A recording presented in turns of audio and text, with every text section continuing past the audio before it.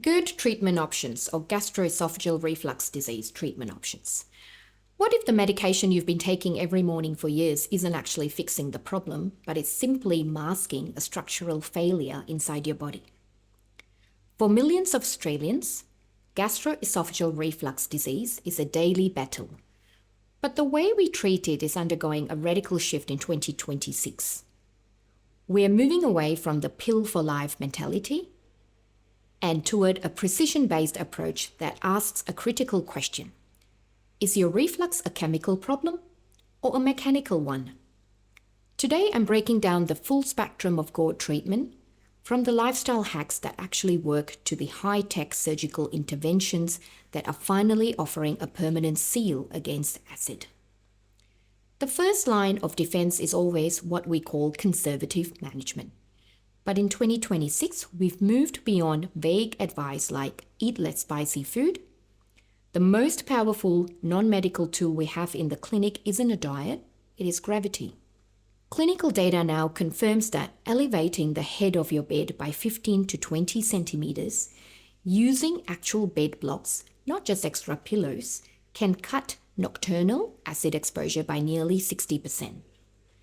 We are now focused heavily on the 3-hour rule. No food within 3 hours of sleep. This gives your stomach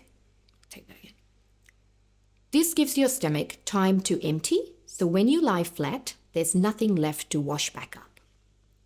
For many of my Melbourne patients, these structural changes combined with modest weight loss are enough to shut down the reflux without a single prescription. But what happens when lifestyle changes aren't enough? We enter the world of pharmacological intervention dominated by proton pump inhibitors or PPIs. These are the most prescribed drugs in Australia, and they are incredibly effective at switching off your acid-producing pumps. However, the 2026 guidelines carry a major warning.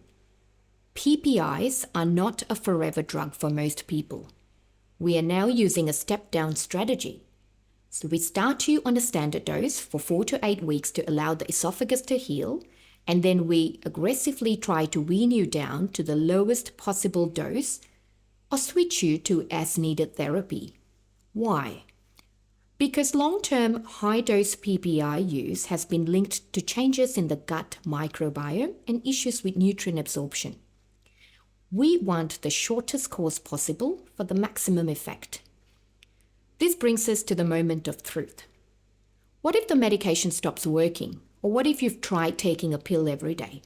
This is where we look at the mechanical failure of the lower esophageal sphincter. That valve that is physically weak, or if you have a hiatus hernia, no amount of acid suppression will stop the volume of reflux. So that feeling of liquid or food washing back into your throat. In 2026, the gold standard for a permanent fix remains the laparoscopic Nissen fundoplication. In this keyhole surgery, we take the top part of your stomach and wrap it 360 degrees around the bottom of the esophagus. It's like creating a natural one-way valve. The results are often instantaneous. Patients wake up from surgery and find that the fire they've lived with for a decade is simply gone. However, surgery isn't the only mechanical answer anymore.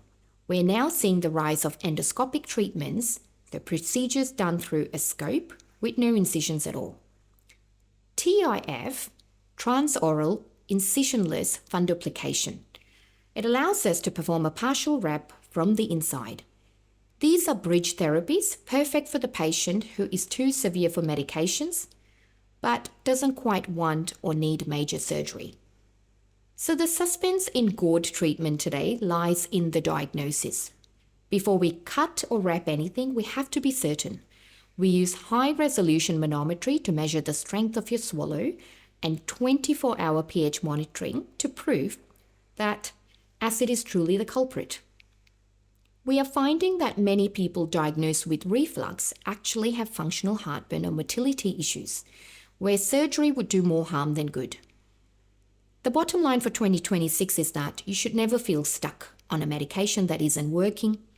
Between advances, biologics, precision lifestyle changes, and minimally invasive surgery, we have more ways than ever to put out the fire. If you're still reaching for the antacids every night, it's time to stop treating the smoke and start looking for the source.